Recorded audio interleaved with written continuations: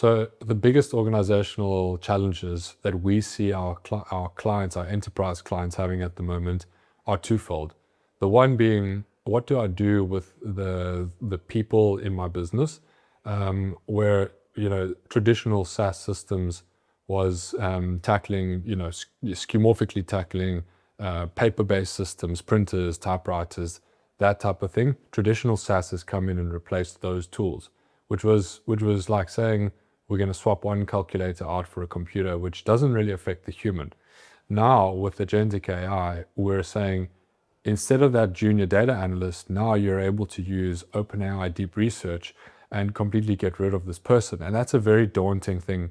And we're not saying that we want to be getting rid of all people, but we want to be making sure that people are working on their most meaningful work, and that companies are being thoughtful about who they hire and what they're applying them to. The second big problem is how do I safely, securely, and in a compliant way integrate AI into my business? And that speaks to kind of some of the inefficiencies or ineptitudes of the early stage agentic systems, which they're still not 100% perfect, but they're definitely getting there. A big bank or a big telco, which is bogged down in risk and compliance regulation, has to be regulatory driven in the way that they bring solutions to their business.